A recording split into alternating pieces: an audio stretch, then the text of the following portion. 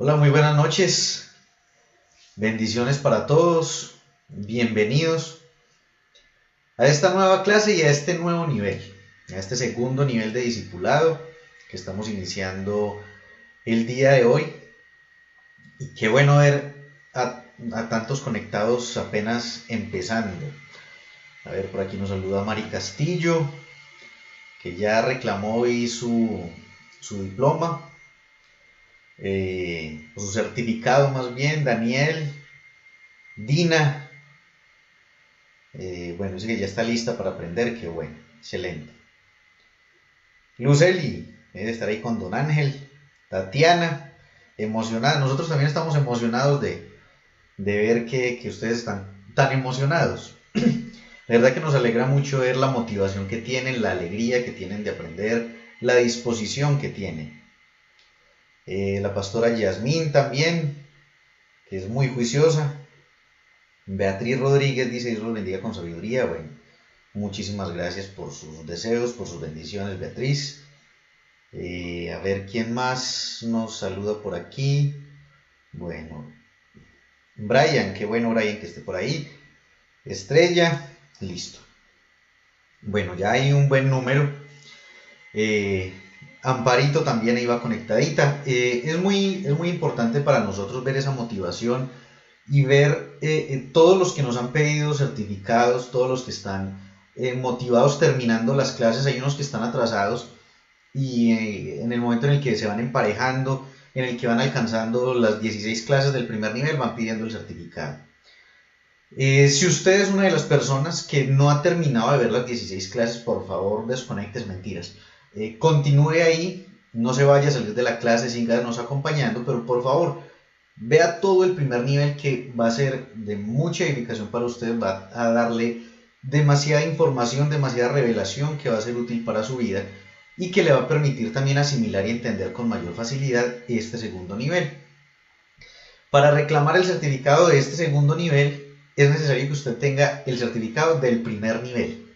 Ahí sí vamos a ser un poquito más estrictos con eso. Si usted no tiene certificado del primer nivel, no puede reclamar el certificado del segundo. Así que los animo a todos los que faltan a que terminen de verse en todas las clasecitas del primer nivel y que puedan reclamar ese certificado y ver todas las clases de este segundo nivel. Bueno, ¿quién más? Brian dice yo, pero no sé yo es que va a reclamar el certificado. Bueno, me habla por interno, Brian, por favor, para tener mayor claridad. Esta primera clase de este segundo nivel es el egocentrismo. Vamos a hablar hoy acerca del egocentrismo. ¿Y qué nos dice la palabra de Dios acerca de esta situación? Vamos a ver algunos ejemplos bíblicos, algunas situaciones bíblicas donde donde se manifestó el egocentrismo en algunas personas y cuál es la forma en la que debemos reaccionar ante esto. Bueno, mi madre también ahí saludando. Así que oremos. Oremos y empecemos con la clase del día de hoy. Aprovechemos que hay varios ya conectaditos y que seguramente en cuestión de unos 5 o 10 minuticos ya habrán otros cuantos más conectados. Entonces vamos orando mientras se conectan otros más. Gracias, Señor, por tu bendita palabra. Gracias, Señor, por el corazón de estas personas que como la buena tierra se prepara para recibir la mejor de las semillas, que es tu palabra.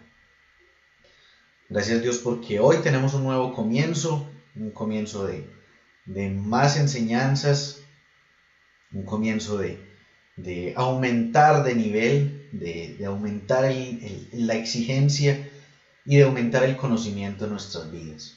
Gracias, Dios, porque nos permites ir precisamente así, de gloria en gloria, de poder en poder, de bendición en bendición y de conocimiento en conocimiento, aumentando nuestra revelación de ti, nuestro entendimiento de ti, de tu palabra, para saber cómo enseñar a otros, que es de lo que se trata este discipulado, de poder evangelizar a otros, de saber cómo compartir tu palabra, y a través de este conocimiento, Señor, seremos formados como verdaderos discípulos para cumplir con tu mandamiento de ir y hacer discípulos a todas las naciones. Así que las personas en los distintos países que nos ven, que nos siguen, puedan hacer discípulos allí donde están, en sus naciones, a través de este material que estamos compartiendo con cada uno de ellos. Te doy gracias por este momento, Señor, por esta enseñanza en Cristo Jesús.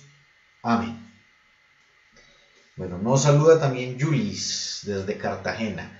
Bueno, Yulis es paisana de Daniel, también cartagenero. Valeria, qué bueno Valeria, que Valeria es uno de los casos especiales. Tenemos varios. Uno es la pastora Yasmín, que es muy juiciosa con sus apuntes. Nos mandó la fotico. No me tomé el atrevimiento de compartirlo porque no sé, de pronto le disgustaba o algo así, pero me pareció muy bonito porque ella tiene su cuaderno de apuntes, sus notas, parece cuaderno de universitario, muy muy bonito, muy bien llevado. Valeria, ella empezó con nosotros creo que la semana pasada y en toda la semana pasada, en el transcurso de la semana pasada, se vio todos los videos del primer nivel y ya tiene su certificado. Y no solo eso, ahora su hermano Juan Pablo también está viendo los videos y también está mostrando las evidencias del trabajo que está realizando. Entonces, pues es algo muy bonito. Hay varios casos así muy particulares. Tengo así frescos en la memoria el de Valeria y el de la pastora Yasmín, pero los demás no se me enojen si Sí, yo sé que cada uno es un mundo aparte, es una situación en particular, y pues bueno, la idea es que todos sigan aprendiendo, muy juiciosos. Hay otros también que, por ejemplo, me dicen que... Ah, bueno, Tatiana también tiene su cuadernito de apuntes, Tatiana. Eh, También me lo había mostrado. Hay otros que me dicen, bueno, me estoy viendo otra vez todos los videos del primer nivel porque quiero reforzar. Eso me parece excelente, me parece muy bien porque la fe viene, como lo vimos, por el oír, por el oír, por el oír la palabra de Dios. Así que arranquemos entonces con la enseñanza del día de hoy. Y la definición de egocentrismo dice que es la valoración excesiva de la propia personalidad que lleva a una persona a creerse el centro de todas las preocupaciones y atenciones. Los voy a leer de nuevo porque es muy bueno hacer una aclaración con esto. Dice, es la valoración excesiva de la propia personalidad que lleva a una persona a creerse el centro de todas las preocupaciones y atenciones. Siempre hemos pensado, siempre hemos considerado que una persona egocéntrica es aquella inflada que parece que no caminara sino que levitara, que mira por encima del hombro a los demás, que es altiva, que es arrogante, que trata con desprecio, por ejemplo, al mesero que le está atendiendo, que todo lo critica, que cree que todo lo que hace es mejor que el resto de las personas. Pues sí, eso es una persona egocéntrica, pero también es una persona egocéntrica aquella que hace todo lo contrario, la persona que va cabizbaja, que prefiere no levantar la mirada, que se la pasa como ensimismada, como mirando para todo lado, tratando de pasar como inadvertido. ¿Por qué? Porque con esa persona pasa exactamente lo mismo. También cree que es el centro de todas las preocupaciones y de todas las atenciones, por eso quiere tener un perfil bajo. No quiero que me vean, es que todos me están mirando. Tengo que vestirme así porque es que de pronto me notan esto o aquello. Tengo que estar callado porque si yo hablo me van a criticar, se van a reír. Entonces, es como... se me perdió el lapicero. Bueno, todos conocen un lapicero. A ver, se me perdió el lapicero. Bueno, pero todos conocen un lapicero. Es como un lapicero, pero en un extremo está el arrogante y el prepotente, y en el otro extremo está el ensimismado, el que se la pasa callado, la persona que es tímida. Es como si ese lapicero fuera el egocentrismo, pero en los dos extremos se encuentran estas dos situaciones, es decir, son dos manifestaciones de una misma realidad. Tatiana nos dice, Dios los puso en nuestro camino. Bueno, Dios también los puso a ustedes en nuestro camino y es de mucha bendición para nosotros tenerlos a ustedes dentro de esta familia que es Palabra de Fe. Se entrecortan las palabras. Bueno, ¿alguien más tiene problemas con la transmisión? Si no, si nadie más reporta problemas con la transmisión, yo creo que debe ser el problema del internet de Valeria.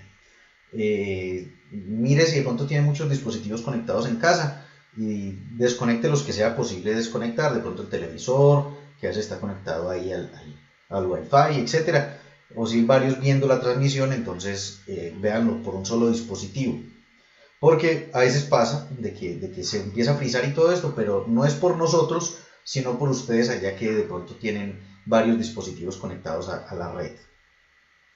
Entonces lo que les estaba diciendo es de que el egocentrismo se manifiesta tanto en la persona inflada, en la persona que está sublevada, como en la persona que también quiere pasar por debajo sin que lo noten, sin que lo vean. El que dice es que yo soy feo, es que yo soy torpe. ¿Por qué? Porque cree que todo el mundo lo está mirando y está concentrado en él y diciendo, sí, él es feo, sí, tiene la nariz así, sí, tiene las orejas así, tiene el pelo. Y realmente la gente ni cuenta se da que existe. Yo sé que eso no le puede ayudar mucho a la autoestima de esta persona, pero el resto del planeta sigue girando si usted está o no está, tanto para el sublevado, el soberbio, como para el acomplejado. Es lo mismo. Entonces, lo que quiero dejar en claro en este momento es de que no necesariamente, bueno, gracias a los que reportan que está bien la señal.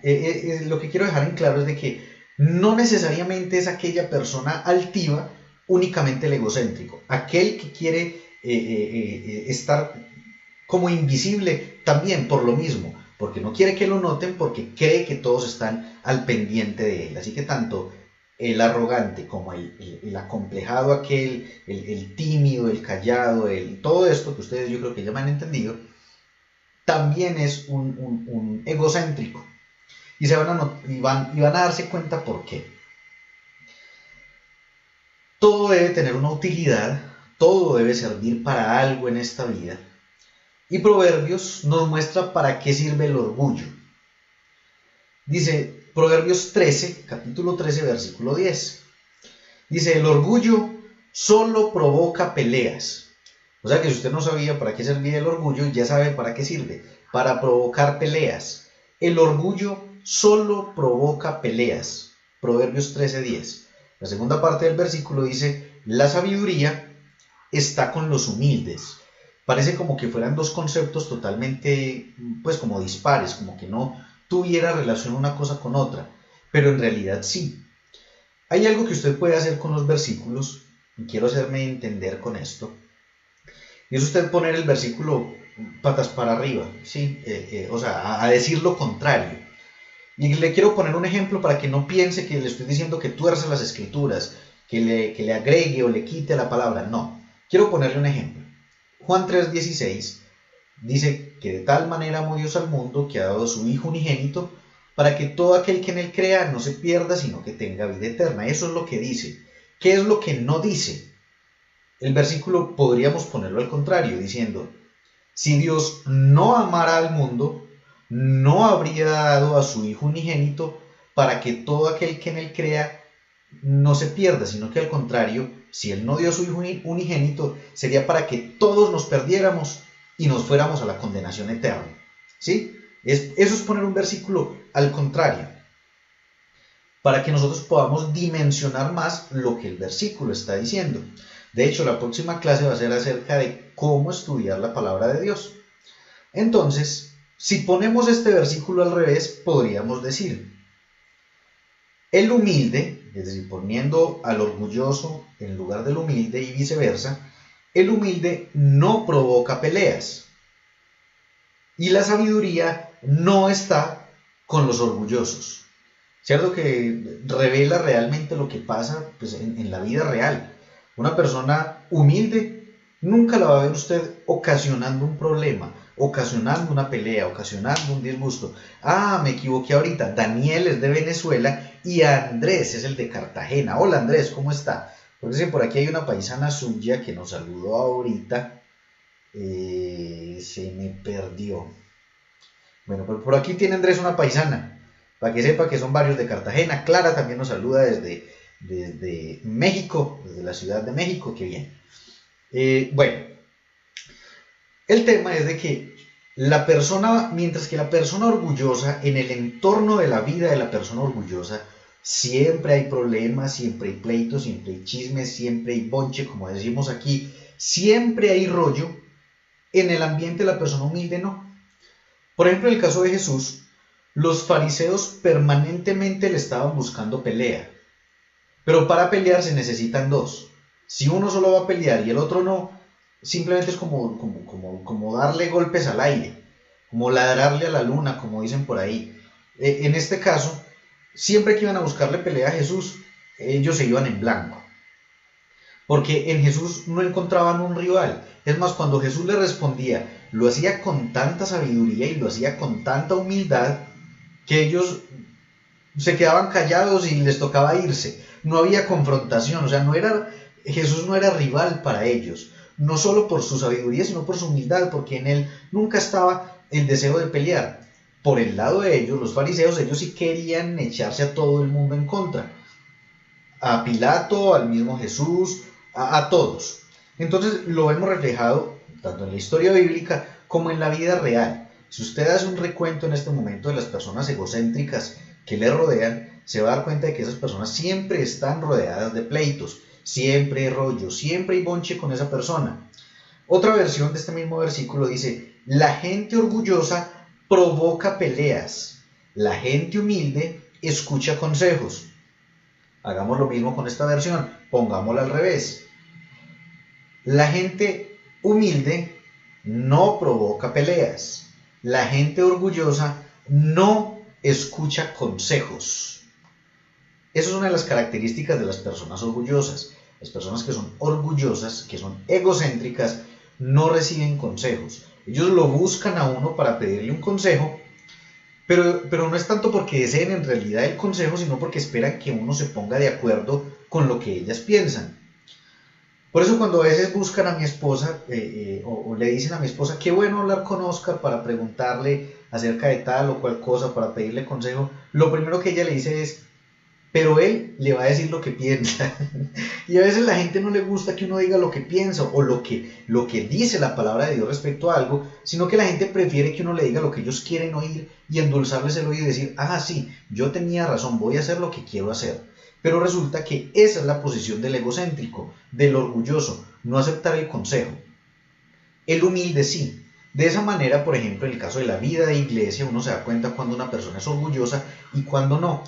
Porque regularmente, por ejemplo, en el caso de las personas que llevan el liderazgo o llevan la dirección de un grupo, de un ministerio en una iglesia o incluso es el mismo pastor en la iglesia, es porque es una persona que está en confrontación con todo el mundo, peleando con los otros ministerios, peleando con los miembros del ministerio, peleando con otras iglesias, etcétera, etcétera. No hay paz alrededor de esa persona, no hay paz alrededor de ese ministro. ¿Qué debe hacer una persona en ese caso? Sentarse, entender de que no está preparado para ejercer ese rol que se le ha encomendado, esa responsabilidad que tiene tan grande y permitir que alguien con humildad sí lo ejerza, sí lo desarrolle, sí lo haga, porque una persona egocéntrica se levanta es para instaurar su propio reino y no para trabajar para el reino de Dios realmente, que ese es un gran problema que se evidencia en las iglesias, es un gran problema que se evidencia en el cuerpo de Cristo y que definitivamente es la razón de tanto denominacionalismo, por eso hay tantas denominaciones. No me gustó como es aquí, entonces me voy y abro mi iglesia allá. Entonces de acá pasa lo mismo y me voy y abro mi iglesia allá. Y realmente es el reflejo de lo que es el cuerpo de Cristo hoy en día, de tanta división, de tantas situaciones.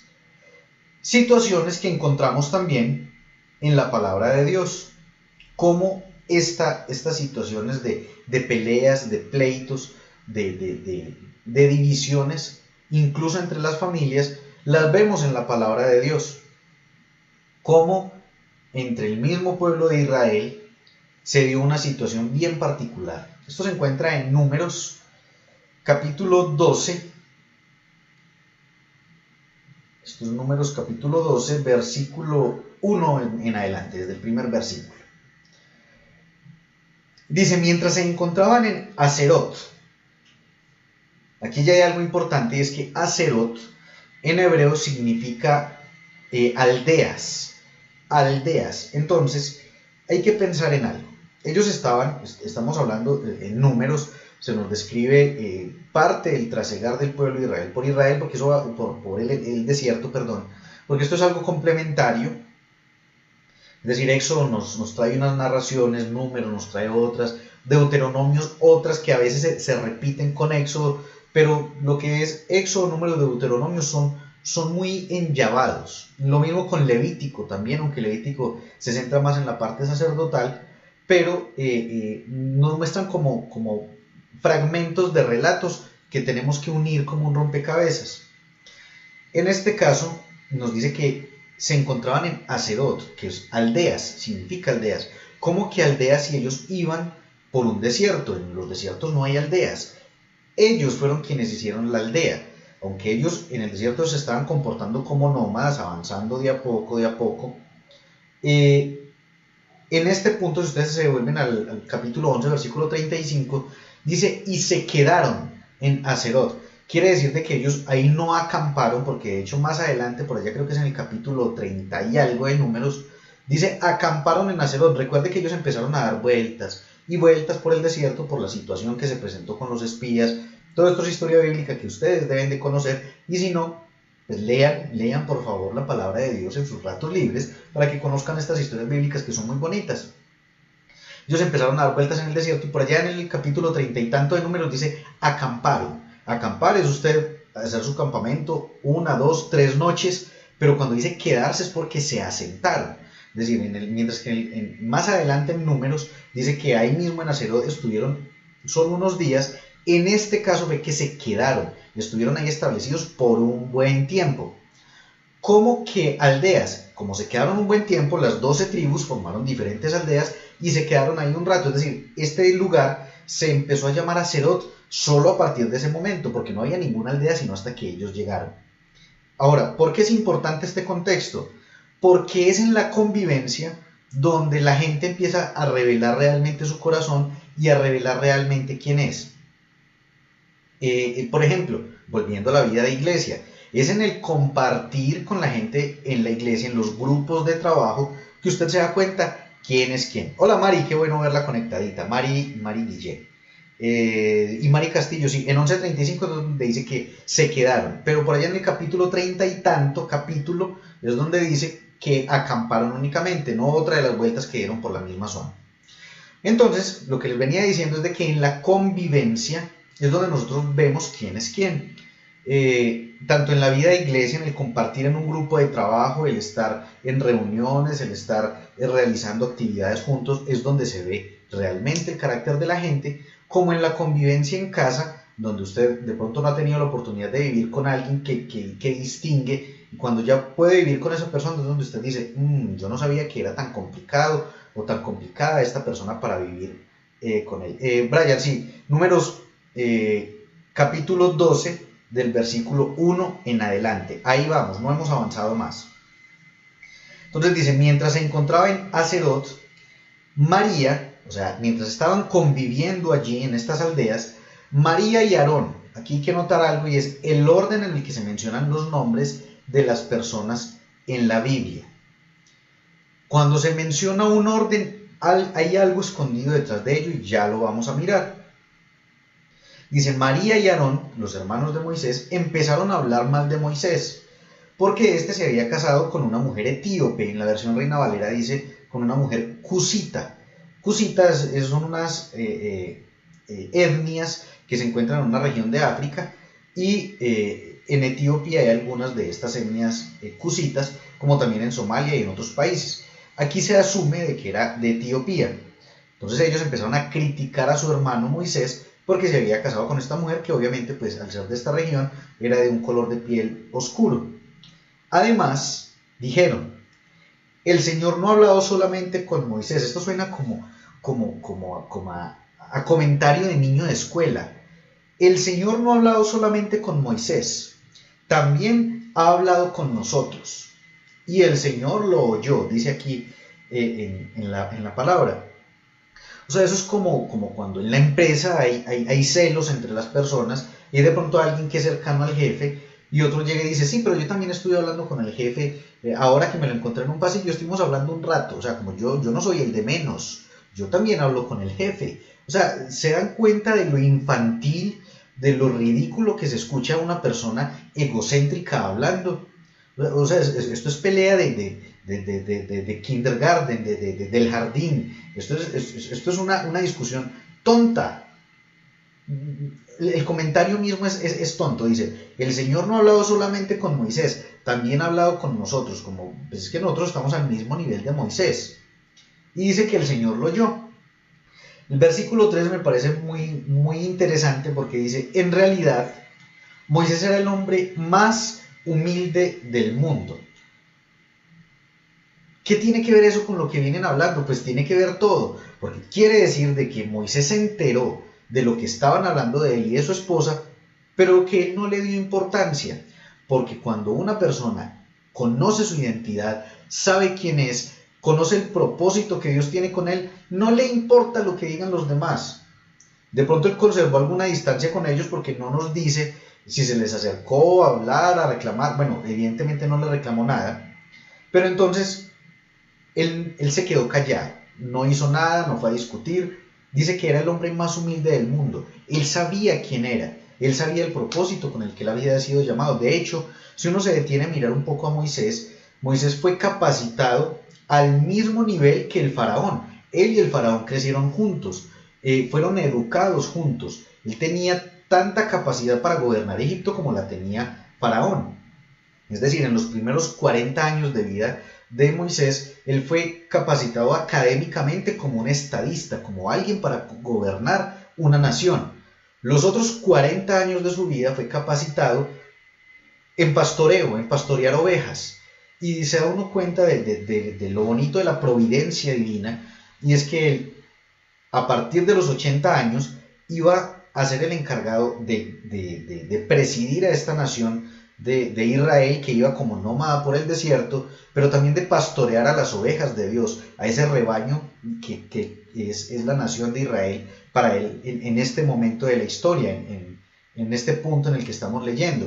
Entonces Dios lo capacitó durante 40 años en Egipto, durante otros 40 años en el desierto, para este momento de su vida. Él podría haber ido y reclamarles eso y mostrarles su experiencia, su conocimiento, su trayectoria, decirles, pero ustedes cómo son tan igualados de creer que están al mismo nivel mío, si yo tengo más formación académica que ustedes, si Dios habla conmigo directamente todo el tiempo. Él pudo haberles reclamado todo eso, haberles endilgados en el rostro y decirles que yo estoy por encima de ustedes en formación, en capacitación, en ministerio, pero no, él se quedó callado. De hecho, el versículo 4 dice, por eso, o sea, debido a la humildad de él, por eso el Señor les dijo a Moisés, Aarón y María, vayan ustedes tres a la tienda del encuentro. O sea, esto es como cuando a uno en el colegio le dicen, Oscar, lo necesitan en la rectoría, lo necesitan en coordinación, que uno decía, ay caray, ¿y ahora qué pasó? ¿Qué hice? ¿Qué sucedió? Cuando la mamá le dice a uno, necesito hablar con usted, y es algo así por el estilo. Dios les dijo a los tres, necesito que vayan los tres a la tienda del encuentro. Lo que más me sorprende es de que Aarón y María fueron. Bueno, aquí viene el tema del orden de los nombres. Vea que al principio dice María y Aarón empezaron a hablar mal de Moisés. Por ejemplo, en Hechos, cuando se menciona el primer viaje misionero de Pablo, dice que de Antioquía salieron Bernabé y Pablo, así en ese orden lo dice, Bernabé y Pablo. Luego en la isla de Chipre pasa algo, se presenta una situación y Bernabé como que se bloquea y el que sale a enfrentar esa situación es Pablo y es el que hace que pueda salir adelante la obra misionera allí. Y a partir de ese momento se invierte el nombre de ellos. Ya no se dice Bernabé y Pablo, sino Pablo y Bernabé. ¿Por qué? Porque Bernabé, cuando salió de Antioquía, él era el líder de la comitiva ministerial. Pero después de que sucedió esto, que demostró que no tenía el carácter para liderar el grupo, entonces se invirtió el rol y ahora era Pablo el líder y por eso se le empieza a mencionar de ahí en adelante a Pablo primero siempre. ¿Qué quiere decir esto? Que si aquí se dice María y Aarón empezaron a hablar de Moisés, quiere decir que quien lideró el chisme, quien lideró todos los comentarios en contra de Moisés fue María.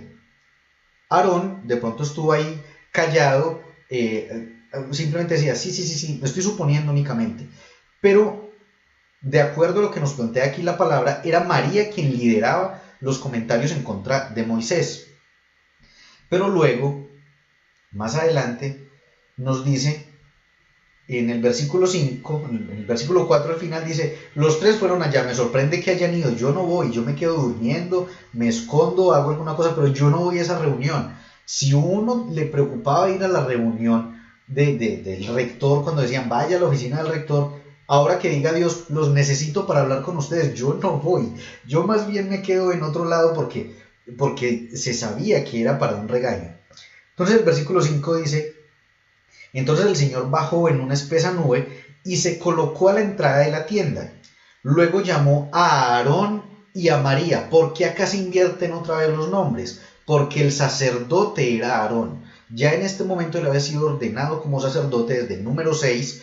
Recuerden la famosa oración que dice, el Señor te bendiga y te guarde, el Señor haga resplandecer su rostro sobre ti, tenga de ti misericordia y ponga en ti paz. Esa es la oración con la que se ordenaba a los sacerdotes. Ya él había sido ordenado como sacerdote, por lo tanto los llama en orden jerárquico. Primero Aarón y luego María. Es decir, que era responsabilidad de Aarón mandar a callar a María y decirle, ya no hable más, deje de hablar de su hermano, arrepiéntase, deténgase, pero él no hizo nada.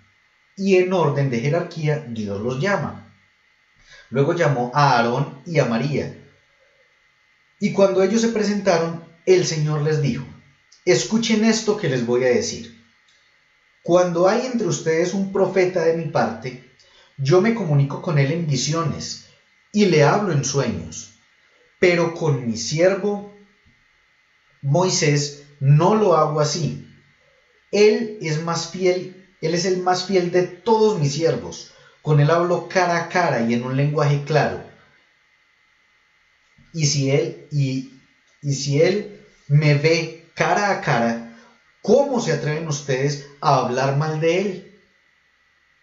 O sea, este es un regaño monumental. Que diga esto cualquiera, pero que Dios lo llame a uno a regañarlo, es bien fuerte. De hecho, el versículo 9 dice, el Señor se enojó mucho con ellos y se fue. Y en cuanto la nube se alejó de la tienda, María se puso leprosa, con la piel toda blanca. Cuando Aarón se volvió para mirar a María vio que estaba leprosa y le dijo a Moisés, por favor, mi señor, no nos castigues por este pecado que tontamente hemos cometido. No permitas que ella quede como una criatura muerta antes de nacer, que sale con la piel medio deshecha. Entonces aquí vemos algo, y es que la arrogancia, el egocentrismo, el orgullo de María y de Aarón de una manera disimulada, los llevaron a murmurar en contra de su hermano, a empezar a encontrar como un punto en donde me comparo yo con él. Y eso pasa en todas las esferas, eso pasa en el trabajo. No falta el compañero de trabajo que dice, no, pero es que yo tengo tantas capacidades como mi jefe, yo no sé por qué está ahí, yo podría hacer el trabajo que él hace, pero usted no es el jefe es el otro, y la palabra nos dice que nos sometamos a las autoridades. Pero es que yo predico mejor que el pastor, yo podría estar predicando ahí, pero no soy el pastor. Entonces hay que conservar cada uno el rol que le corresponde, porque el que se encarga de exaltar a cada uno es Dios. La palabra dice que Él es el que se encarga de exaltar al humilde, que el altivo es humillado bajo la poderosa mano del Señor, dice por allá en los Salmos. No es mi rol, no es el rol de ninguno de nosotros intentar compararnos con nadie. Dios es el que se encarga de premiar, Dios es el que se encarga de levantar, Dios es el que se encarga de afirmar los ministerios, las vidas, los trabajos, los cargos, todo. El trabajo de cada uno es ¿cuál? Hacer lo que la palabra de Dios dice que tenemos que hacer, manifestar a Cristo en nuestras vidas, hablar la palabra de Dios, pero no esperar a que la gente nos reconozca nada. Yo me alegro y les agradezco mucho cuando me escriben, cuando nos felicitan, cuando nos dicen que ánimo. A mí eso me alegra, pero para mí, y era algo que hablaba con alguien esta mañana en una visita que hacía, para mí la mayor motivación es llegar a la eternidad y saber que cumplí con lo que Dios me encargó que hiciera. Pero las adulaciones, las felicitaciones, las palmaditas en el hombro, eso lo busca la persona que necesita ser reafirmada en su identidad. Yo no, yo estoy seguro de quién soy en Cristo, como lo estaba Moisés. Él no necesitaba que sus hermanos hablaran bien o mal de él, a él le daba igual. Dice que él era el hombre más humilde sobre la tierra. Ahora, no estoy diciendo que yo soy el hombre más humilde sobre la tierra. Obviamente no, necesito crecer, necesito aprender muchísimo, necesito madurar muchísimas cosas, pero vamos en el camino, como decía Pablo, no es que lo haya alcanzado ya, pero vamos ahí en el camino al supremo llamamiento. A eso es a lo que le tenemos que apuntar, a caminar cada día con Cristo, a fijarnos en Él, solamente en Él, en tener los ojos puestos en Él, no en estar pendientes. ¿Será que me están viendo? ¿Será que me escucharon cantar? ¿Sí será que escucharon la enseñanza a ver si salió bien o no? Estoy esperando que nos feliciten. Estoy esperando que alguien vea que el informe que hice en la empresa quedó bien hecho. A ver quién me halaga. A ver si el almuerzo quedó delicioso o no. No hay que estar esperando ni la felicitación, ni tampoco estar esperando el complejo de nadie, o que la gente me cargue a mí también con los complejos de ellos proyectados en uno. Es que eso le queda feo, eso le queda mal, esos zapatos tan feos, ¿por qué no se pone estos otros? No, cuando uno tiene su identidad y está seguro de quién es, uno no le importa la opinión de los demás. Si yo sé que Dios me ve bien, el resto no importa. Ahora, aquí hay que hacer un paréntesis grande, y es que la palabra de Dios dice que si con algo que nosotros estemos haciendo estamos dañando la conciencia de otra persona, sobre todo alguien débil en la fe, alguien que apenas está aprendiendo de Dios, pues nos abstengamos de hacer eso delante de esa persona. Ahora, una cosa es una persona débil en la fe, otra cosa es una persona religiosa. Si yo, por ejemplo, y les recuerdo, si no lo han visto, la clase en la que hablamos acerca de los tatuajes, la pueden ver, pero si una persona débil en la fe va a flaquear, se va a condenar, no va a creer en Cristo por verme un tatuaje, pues yo me lo tapo. Pero si es una persona religiosa, esas que creen que uno se va a ir para el infierno después de ser salvo por hacerse un tatuaje de un muñequito como el que tengo yo, que es un pingüino, pues me hago otro porque eso no es falta de fe, eso es religiosidad. Entonces hay que marcar una diferencia entre mi identidad y el orgullo y la prepotencia, porque en el caso del amigo Moisés, él era humilde, dice que era más humilde que todos en la tierra, pero eso no lo hizo acomplejarse, ni decirle a la mujer que se maquillara para que no se viera tan negra, no, él siguió con su vida, siguió haciendo lo que sabía hacer, lo que tenía que hacer, no se detuvo a prestarle atención a nada, y los que cargaban con su egocentrismo fueron los que luego recibieron la consecuencia de sus actos. Pero como muestra de la humildad del mismo Moisés, vemos que después de que Aarón intercede por su hermana, de hecho en el versículo 13 dice que Moisés suplicó al Señor, dijo, por favor, oh Dios, te ruego que la sanes. Seguro en los zapatos de otro, no pide a Dios que la sane, va y le dice, si ve, eso se lo ganó usted, eso se lo buscó usted, ¿para qué se puso a hablar mal de mí? Si ve que yo soy mejor que usted, pero no, en ningún momento vemos que Moisés asumió esa actitud, sino que con humildad fue y pidió a Dios por la vida de su hermana, y como respuesta a su oración dice que 7 días después María salió de esta situación de lepra, salió de esta condición, y pudieron continuar, ya cuando ella se restauró físicamente, pudieron continuar por su recorrido por el desierto. Entonces vemos dos caras de la moneda en esta situación. Por un lado, la altivez, el orgullo, la prepotencia de María, que se llenó de complejos, porque vemos también eso en ella. Ella se llenó de complejos, se sentía menos que Moisés y quería de algún modo criticarlo como para intentar igualar la imagen de ella con la de él. Pero el que ese es, él tenía ya un rol, una identidad entregada por Dios, un oficio que le había entregado Dios a él, y por más que ella quisiera compararlo y criticarlo, no lo iba a igualar. Es lo mismo con cada uno de nosotros. No se preocupe qué es lo que dice otro, qué es lo que habla otro, qué es lo que dice usted. Usted está seguro de quién es en Cristo. Continúe con su caminar en él. Avance y haga lo mismo que Moisés. Pídale a Dios por esa persona. Pídale a Dios que lo bendiga. Pídale a Dios que le dé sabiduría para que entienda realmente cómo es el caminar con Cristo, que no es como esa persona lo cree. Y si es usted mismo quien está en esa situación, pues entonces empiece a identificarse ya ahora sí con la palabra y a caminar en lo que es correcto. Vemos en otro pasaje, ya esto en el Nuevo Testamento, una situación un tanto similar. Pero aquí encontramos como protagonista a Jesús. Dice, llegaron, esto es, Marcos 9, 33 al 35. Dice, llegaron a la ciudad de Capernaum. Cuando ya estaban en casa, Jesús les preguntó, esto es como cuando la esposa le dice a uno, usted tiene algo que decirme. Es porque ella ya sabe qué es lo que uno le tiene que decir. No es para que uno le informe, ella ya está informada. Lo que pasa es que quiere conocer el nivel de sinceridad de uno. Dice, Jesús les preguntó, ¿qué venían discutiendo ustedes por el camino? Él sabía de qué se trataba la discusión en el camino, solo que quería ver qué le iban a responder a ellos, qué tan sinceros eran ellos.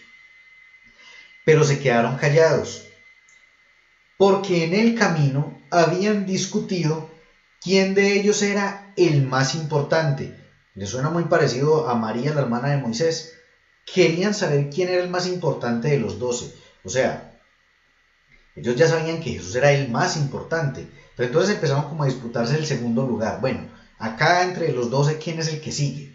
¿Quién es el lugarteniente de Jesús? ¿Quién es el que cuando Él se vaya entonces? Porque es que antes de esto, ustedes leen tanto en Marcos, como en Lucas, antes de que se dé esta situación, Jesús venía hablando acerca de su muerte. Entonces ellos como que empezaron como a mirar, bueno, entonces si este se va a ir, entonces ¿quién lo va a relevar? ¿Quién va a ser el sucesor de él? Y la respuesta los dejó fríos. Porque Él les dice, versículo 35, entonces Jesús se sentó, llamó a los 12 y les dijo, si quieren ser el primero, si alguien quiere ser el primero, deberá ser el último de todos y servirles a todos. ¿Qué cambio tan abrupto en la idea que tiene el ser humano de liderar y de gobernar? El que quiere gobernar, el que quiere liderar, siempre quiere estar por encima de todos. Pero aquí Jesús dice, el que quiere ser el primero debe estar de último, debe servirle a los demás. ¿Y cuánto nos falta a nosotros aprender acerca de eso? Porque nosotros queremos ser el que manda, nosotros queremos ser el que dice, mueva eso, corra aquello, apriete aquí. Esa es la parte más fácil. Y en la casa cruzar los pies y sentarse a ver cómo los demás organizan, cómo los demás arreglan. Pero resulta que Jesús dice que no es así, que quien camina con Él debe ser al contrario, quiere liderar, usted quiere gobernar, quiere ser el primero, listo, empiece a servir, empiece a demostrar con su ejemplo que es digno de que lo sigan, porque Jesús eso fue lo que hizo, por eso Él lo seguía tanta gente, porque Él no vino a que lo sirvieran, Él vino a servir, y la gente lo empezaba a buscar para eso, para que Él les sirviera a ellos, y por eso ha sido el líder más grande de todos los tiempos, porque con esa vocación de servicio, Él puso una cantidad de gente detrás de Él, sin Él ni siquiera decirles vengan conmigo, sino que la gente lo empezó a seguir y lo empezó a perseguir porque deseaban ser servidos por Él. ¿Cómo lo servía? Echándoles fuera demonios, trayendo sanidad sobre sus vidas, trayendo una palabra de aliento, enseñándoles, defendiéndolos de la religiosidad de los fariseos. Él no les dijo, vengan que yo les voy a ordenar qué es lo que tienen que hacer. No, Él les sirvió y les sirvió con amor. Y fue el último. Él se puso de último en toda si usted pudiera hacer una cadena con todos los humanos, el último es Jesús. La palabra dice que Él se humilló hasta lo sumo. Y si dice hasta lo sumo es porque se humilló como ningún otro ha sido humillado jamás. Al punto de que Él cuando lo abofeteaban, cuando lo escupían, cuando lo insultaban, a Él no lo humillaban. Él ya se había humillado. Él ya había asumido esa posición de humillación. Por lo tanto, lo que le hicieran los demás pasaba por encima. Entonces, si hiciéramos esa cadena imaginaria de la que estamos hablando, Él sería el último eslabón. Pero por lo mismo, la palabra dice que se le dio un nombre que es más grande que todo nombre, un nombre que está por sobre todo nombre, y que fue exaltado por encima de todo lo demás, y que habrá un momento, eso será en los postreros días, donde todos los seres, tanto en el cielo, en la tierra, como debajo de la tierra, se postrarán delante de Él, se postrarán delante de Cristo. ¿Por qué? Porque Él se logró humillar hasta lo sumo, Él se humilló en extremo. Él no necesitaba que nadie lo humillara. Es más, él mismo dice que a Él nadie le iba a quitar la vida, que Él mismo iba a poner su vida y Él mismo la iba a volver a tomar. Cuando uno asume que a todos nos falta hacerlo, y me incluyo, cuando uno asume una posición de humillación uno mismo, a uno nadie lo humilla. Si lo miran feo, si le dicen cualquier cosa, si hay chismes, lo que sea, uno lo primero que siente es compasión por esa persona. Qué pesada esa persona tan vacía, le toca llamar la atención haciendo comentarios, hablando mal de mí, hablando mal de los demás, porque ya uno ha asumido la posición de humillación, que fue lo que hizo Jesús. De hecho, cuando a Jesús le decían todas esas cosas, ¿qué decía Él? Señor, perdónales porque no saben lo que hacen. Se da cuenta cómo la palabra de Dios nos revela, por un lado, el que quiere ser el importante, como eran los discípulos, pero Jesús les dice, no, quieren ser importantes, Entonces, póngase por debajo de todos. ¿Quiere ser el primero? Vuélvase el último. Sírvales a todos. Pero volvemos otra vez a la vida de iglesia, en la que el líder es el rey. Yo soy el rey de mi ministerio, del ministerio de los sugieres, del ministerio de la alabanza, del ministerio X, del ministerio Y. Yo soy el rey, que las cosas se hacen como yo digo, y sígame usted a mí. Pero es tan escasa la persona que uno ve que dice, yo vengo a servirles a ustedes, vengo a aportarles, vengo a hacer algo por ustedes para que todos juntos crezcamos, para que nos empujemos entre todos, para yo ayudarles a ustedes. Es muy poquito. Al contrario, ponen una barrera, el que manda soy yo. Y en casa también suele suceder mucho. Es que el hombre, yo soy la autoridad. Hay dos clases que vamos a ver más adelante que hablan del matrimonio y que van a ser muy buenas. Es que el que manda soy yo. Esa es la posición del hombre. Entonces, tiene que hacer lo que yo diga, porque la palabra dice, sométase a mí. Entonces, la mujer y los hijos, sométase a mí, porque yo soy el que manda. Y en la mujer pasa algo, y es que dice, pero usted me tiene que amar a mí, demuéstreme que me ama. A ver, demuéstreme que me ama. Haga pues, ve, cuando debe ser al contrario. El uno, amar a la esposa, esto lo vamos a desarrollar más adelante, y la otra, someterse al esposo. Pero dice que como al Señor, los dos, amar a la esposa como Cristo amó a su iglesia y la esposa someterse como al Señor. Ambos son sin condicionantes, sin esperar a que el uno haga lo primero para que el otro responda. Simplemente la tarea de uno es amar y la de la esposa es respetar, que es la palabra que se utiliza más correctamente. Es el uno amar y en el caso de ella, de la mujer, respetar. Y es algo que se da cuando hay humildad en el hogar, que se da de una manera natural, sin ser exigido y sin ser demandado. Entonces esto aplica en todas las esferas de la vida. Eso aplica en todos los círculos en los que nos movamos, con los amigos, con la familia, en el trabajo, en la iglesia. Si quiere ser el mayor, sea el último. En el texto de Lucas 22, 24 al 27, nos amplía más este relato. Y dice, después comenzaron a discutir quién sería el más importante de ellos. Jesús les dijo, en este mundo, los reyes y los grandes hombres tratan a su pueblo con prepotencia. Sin embargo, son llamados amigos del pueblo. Pero entre ustedes será diferente. Es decir, la forma de comportarse cuando ya hemos creído en Cristo tiene que ser diferente a la manera de comportarse en el mundo. Dice, pero entre ustedes será diferente. El más importante de ustedes deberá tomar el puesto más bajo. El líder debe ser como un siervo. Y esa palabra siervo la puede traducir también como esclavo.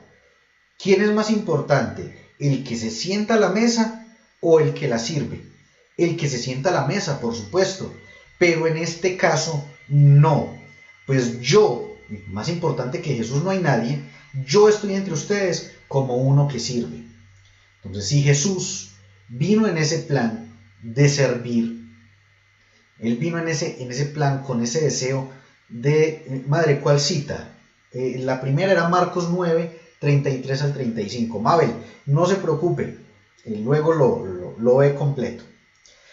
Entonces, si Jesús, siendo el ser más importante que ha pisado este planeta, se puso de último, ¿por qué nosotros nos empecinamos en ponernos de primero? De primero en la fila del semáforo, de primero en la fila para el banco. Siempre queremos estar por delante, siempre. Y usted ve eso, por ejemplo, en el comportamiento de la gente, incluso al conducir. Uno está esperando el cambio de la luz y viene el otro y se le quiere meter acá por delante. Eso refleja lo que hay en el corazón de esa persona, en cosas tan sencillas, en cosas como en lo que les decía, la fila del banco. Y está uno esperando, cuando menos piensa, alguien se le mete. Porque es la persona que quiere ir por delante, el que quiere ir de primero, el que no puede estar detrás de nadie. Pero la palabra nos dice lo contrario.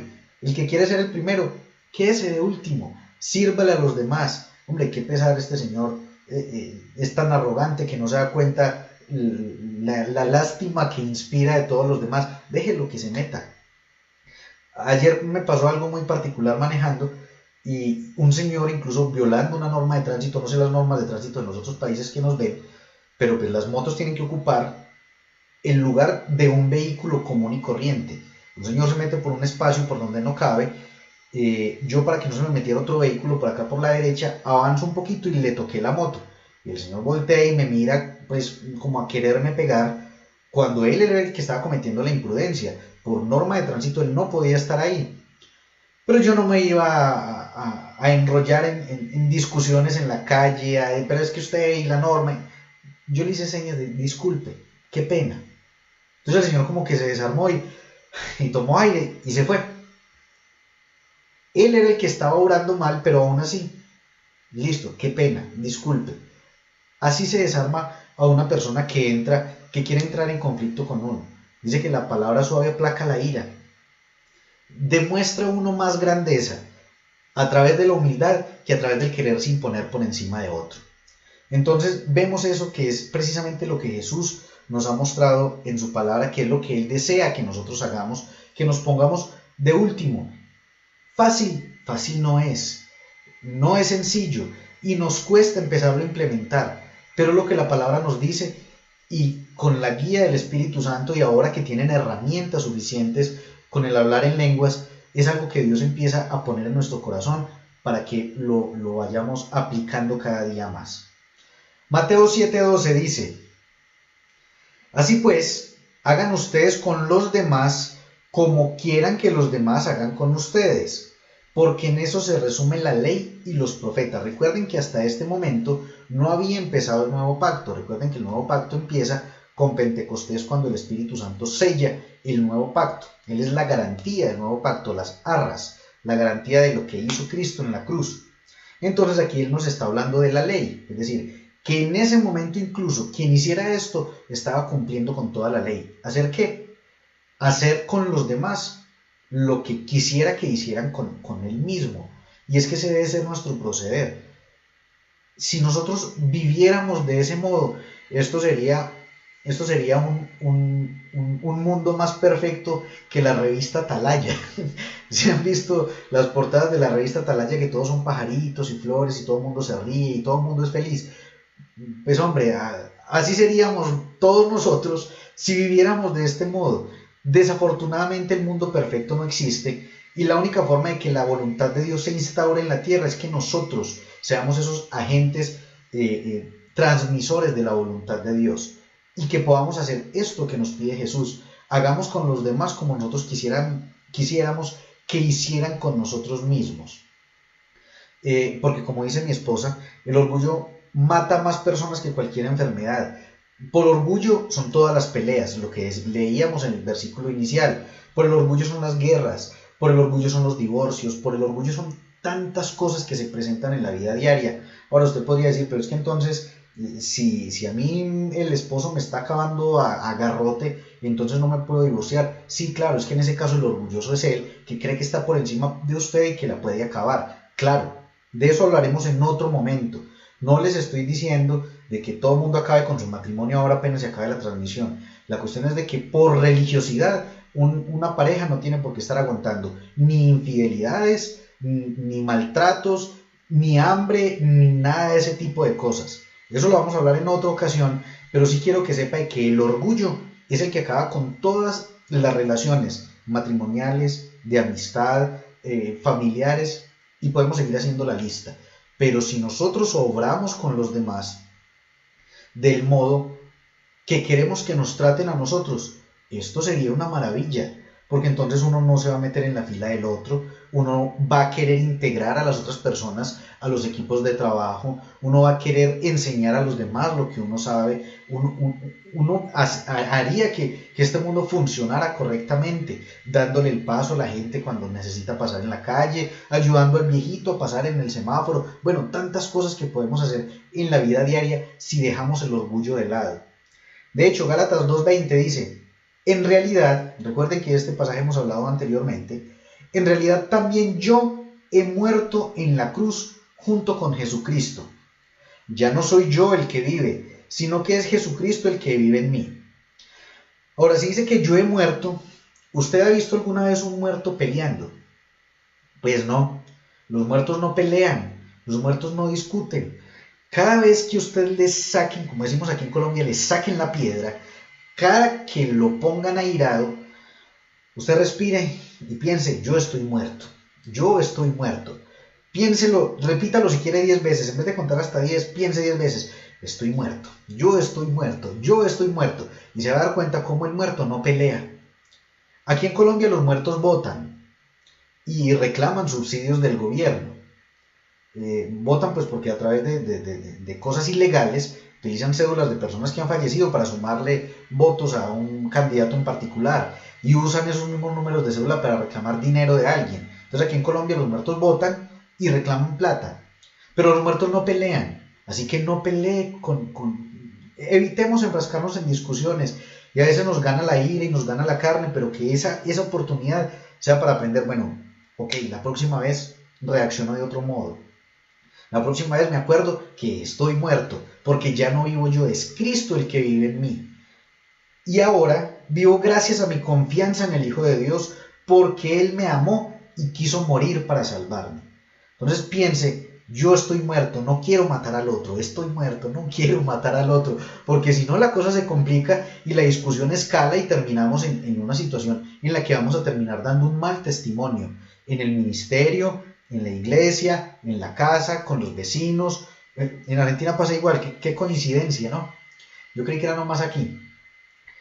Pero la idea es de que podamos llevar a Cristo a todo lado, porque yo ya no soy el que estoy viviendo aquí. Aquí el que vive ahora es Cristo. Recuerden la enseñanza de nuestra identidad en Cristo. Si ahora quien vive es Cristo, bueno, aunque también en alguna ocasión él volteó mesas y dio golpes, recuerden cuando entró al templo, pero digamos que esa fue una excepción a la regla. Si en su iglesia, porque ese es el caso puntual, si en su iglesia están haciendo algo ilícito y usted lo sabe, es su deber como Cristo denunciarlo. Es su deber como Cristo levantar la voz. Y si no le prestan atención, pues no se quede haciendo compañía con los que están haciendo lo ilícito. Usted puede adorar a Cristo, puede seguir aprendiendo de Dios en otro lugar, pero no se quede haciendo compañía, haciendo camaradería, haciéndose uno con gente que está haciendo algo ilegal, algo ilícito o algo inmoral o permitiendo comportamientos inmorales. Entonces, así como Jesús, levante su voz, proteste, pero si no es escuchado, la iglesia de Cristo está en todo el mundo, no se preocupe. Hay más lugares donde recibir la palabra de Dios, lo puede hacer vía Facebook, como en este caso, puede alabar a Dios en su casa. No se limite a pensar, me tengo que quedar en esta congregación porque aquí nací, porque es que tengo que congregarme como es la costumbre, como dice la palabra. No, de hecho la costumbre era congregarse en las casas, así se hacía en la antigüedad. Así que si usted considera que hay algo irregular en su iglesia, obre como Jesús, no con orgullo, no con prepotencia. Jesús lo hizo con toda humildad, pero con toda autoridad, queriendo sacar la basura y los ladrones de la iglesia, queriendo denunciar lo que estaba sucediendo. Y si no es escuchado, pues no vuelva. Quédese donde realmente la palabra de Dios sea predicada y entregada con integridad por parte de sus líderes, por parte de sus siervos, y que sea un sitio de testimonio, no una iglesia perfecta. Pero ese cuento de que no hay iglesia perfecta es también el pretexto para llenar las iglesias de una cantidad de vejámenes y de cosas, porque como no hay iglesia perfecta, entonces hagamos y deshagamos, pero no es así. No se trata de una iglesia perfecta, sino de una iglesia íntegra. Entonces, como voltear mesas y dar garrote está dentro de las opciones de ser como Jesús, entonces pues tampoco es que lo haga en la iglesia, pero sí con integridad, con humildad, pero con toda la autoridad que nos da la palabra de Dios, hágalo, conservando siempre su posición en Cristo, conservando siempre el lugar que a usted le corresponde como hijo, como hija de Dios, sabiendo que usted llegue a servir. Usted lo que busca precisamente con ese tipo de cosas es que haya crecimiento, haya mayor expansión del reino de Dios, porque una iglesia en ese punto crecerá de pronto en número, pero no crecerá en revelación y no crecerá en nada más. Sí, Mabel, es cierto, es complicidad. La invitación entonces es a que empecemos a entender que si hay conflictos a nuestro alrededor, si hay peleas a nuestro alrededor, podemos ser nosotros ese agente de discordia, Y si es así es porque somos nosotros los que estamos obrando en orgullo y tenemos que empezar a permitir que la palabra de Dios obre en nuestra vida. Que no tenemos que tener un concepto más alto de sí mismos que el que debamos tener, como dice la palabra, sino entender, que era lo que hablábamos también en la enseñanza de la fe, que a cada uno le ha sido dada una misma medida de fe. Y si es así, entonces ¿para qué vamos a mirar por encima del hombro de los demás? Sabemos que todos hacemos parte del mismo cuerpo de Cristo, que todos vamos en el mismo camino, todos vamos para el mismo lugar. Entonces crezcamos juntos, ayudémonos juntos. Si vemos a una ovejita caída, ayudémosla a levantar. Si vemos a un soldado herido, ayudémosla a restaurar, sin criticarlo, sino compartiéndole la palabra, entregándole las buenas nuevas del Evangelio y recordándole que ya no vive él, que es Cristo el que vive en él. Por lo tanto, Cristo está vivo y él tiene que levantarse también, vivificado por el poder de Dios. Esta es la enseñanza del día de hoy. Se nos fue un buen rato, pero espero que haya quedado claro, que haya quedado entendido la importancia de no permitir que el orgullo se anide en nuestra vida, en nuestro corazón, de que podamos vivir una vida en humildad, en sencillez delante de Dios, para que seamos de testimonio a las demás personas.